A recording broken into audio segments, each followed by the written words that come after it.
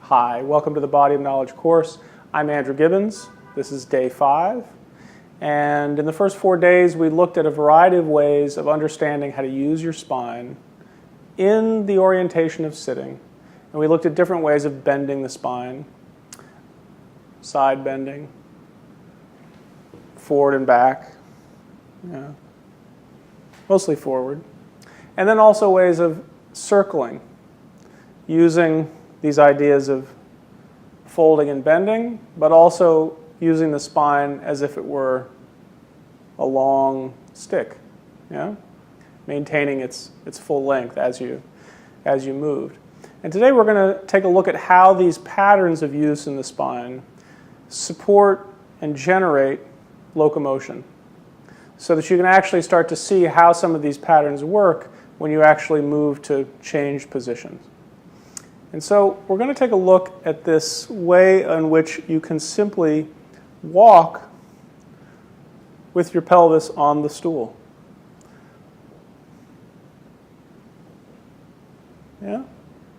I pick up one side, put it down, lift the other, put it down, pick up one side, lift the other. I'll show you from the front view. Pick up one side, put it down, lift the other. I'm moving forward on the stool, and then I'm moving backward. Now, try this a few times for yourself.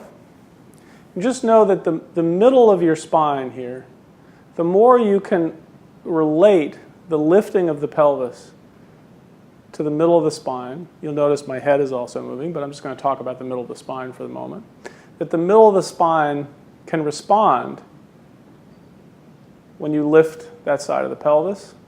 You can also think about this, that when you press this side of the pelvis, because in order to lift something, something's coming up, something's got to go down. So when you lift this side of the pelvis, you press the other side into the stool, the spine, middle of the spine has to be able to relate to that. It has to respond. It has to move over. And when you put that side down, you lift this one. People very often suffer when they try to move the pelvis, but the middle of the spine, they try to just move the pelvis as a separate thing, as a separate independent object, and it's not.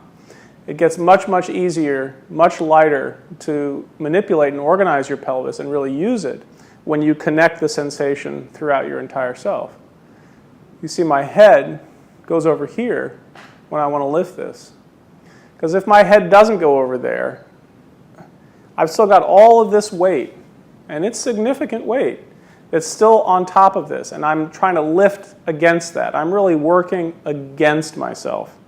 And that is really working against the principle of efficiency. If I'm going to lift this, I press my leg down, I lift up, my head has to move a little bit forward and up in space, and then I put it down in a new place, my head can come over. I lift the other side, Now I lift this side. But you can see that my head is continuously responsive. The middle of my spine is continuously responsive. My belly is continuously responsive to what I'm doing with my pelvis and my legs. In some sense, that's the whole reason why we did, in the first 4 days, we did these kind of preliminary practices to help you understand how to sense the movement distributed throughout the whole spine, so you wouldn't encounter an instruction like lift one side of your pelvis and start to walk forward, and you wouldn't encounter it like this, where everything above the place that's moving is somehow poorly connected, dead, heavy, thick, and unresponsive. This is what makes, these are the ingredients that help you construct pain and injury, soreness, and stiffness over time and repetition. Now, there are a couple of ways that you can encourage yourself. One is you can place your hands on either side of your head, like this, or you can put them like this, or you can even grab the hair on the top of your head if you want.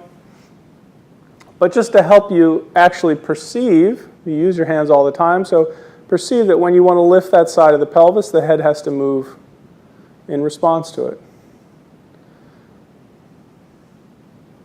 And what you're doing when you lift this side of the pelvis, you're lifting just enough so you can slide it forward and just enough so you can slide it backward. It's like pivoting. It's like being a basketball player, except instead of moving my foot forward and backward, I'm just lifting one point of support on the pelvis. Boom. But the way I distribute the action throughout the whole of myself is everything. Boom. Yeah? Try this with the other side. Place your hands on your head or on the top of your head. Just pick up this side of the pelvis enough to free it. Move it a little forward. Move it a little back. Do this a few times. Get the hang of it. Most of us are so used to keeping our heads fixed in space. We do things like this instead of being able to displace more of our weight efficiently as we move.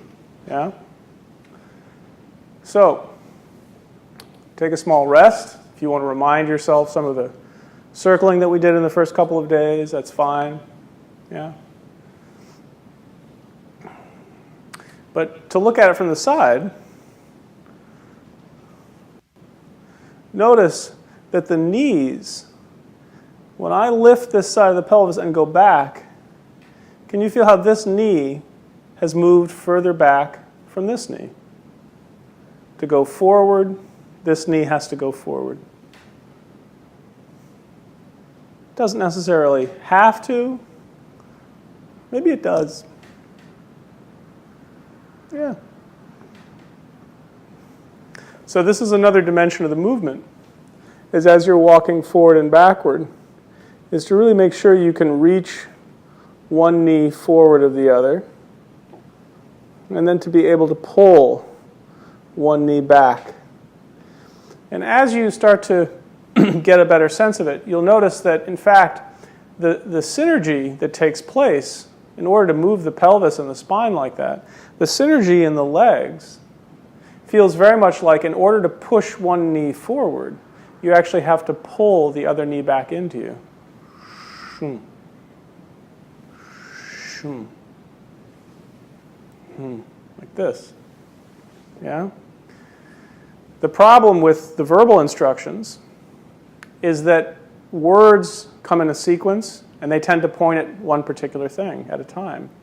So to slide this knee forward as you move your pelvis forward, it may leave out in that particular sentence what you do with the other side. But of course, the synergy, the dynamic interplay between the two sides is always present, and you can always tune into that, whether it's mentioned or not in the verbal instructions.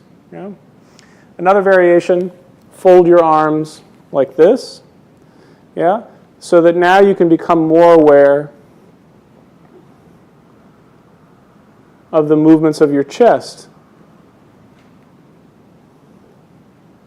And again, notice the tendency, when it goes well, when the movement feels light and smooth, how much of your body seems to move at the same time. And when the movement goes poorly, notice how hard you may be trying in one particular area, but up at the top, you may be resisting.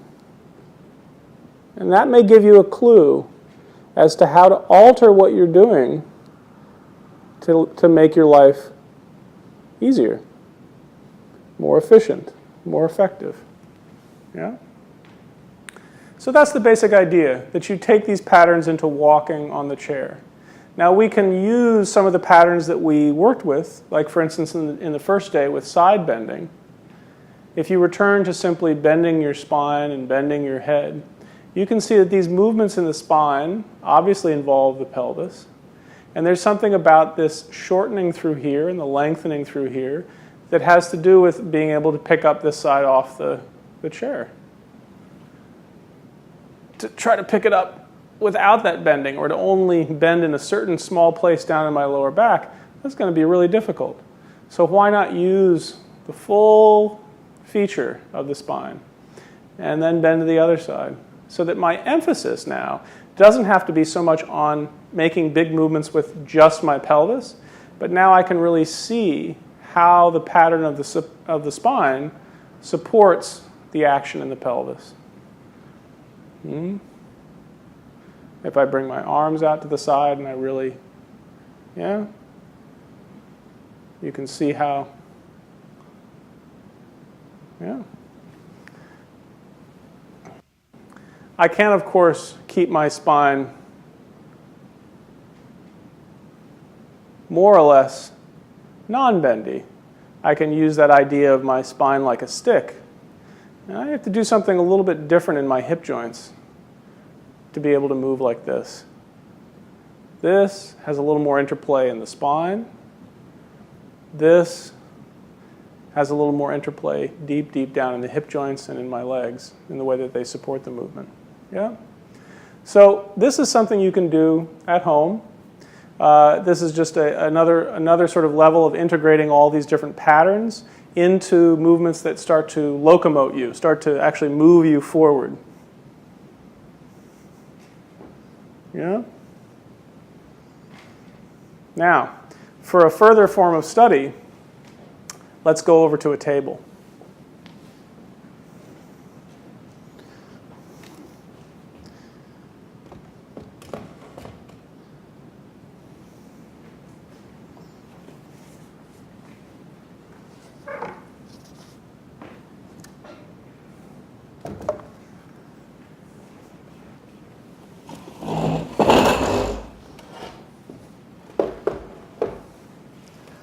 Now,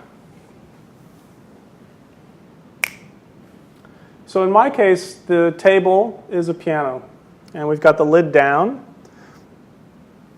Now, for some people, it might be an easier, effective study to actually rest their arms on a countertop or on a kitchen table, and then work slowly to walk forward. This way you can use the support of your arms into the surface to help generate movement in the upper part of your back. Yeah.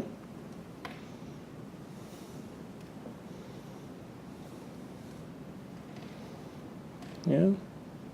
You can also do things like this, where you keep your head down and you actually have to round your spine more and more to come forward, and you have to slowly lengthen and arc your back to go further back.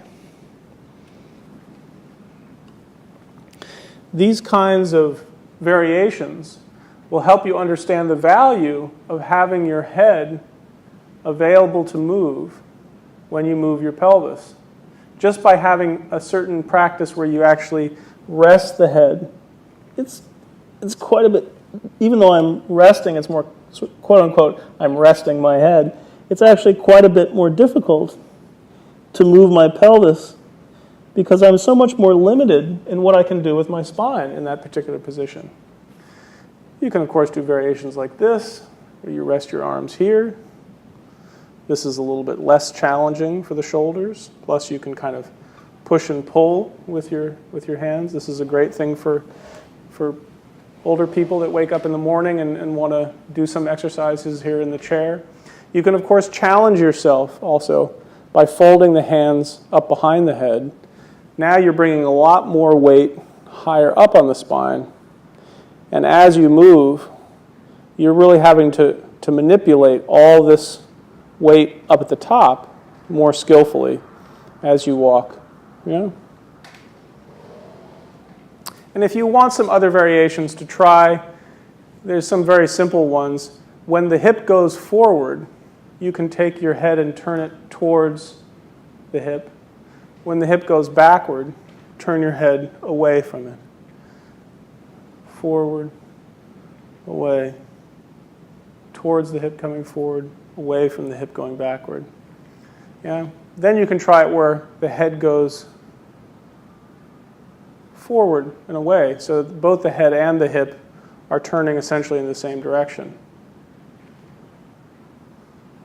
This will emphasize a kind of a turning and a twisting in different parts of the spine that'll help you make you just more adept in general and give you a few more resources to work with. Okay? So that's basically walking on the chair using side bending, forward and back, twisting movements, and then also doing it with your spine essentially completely long.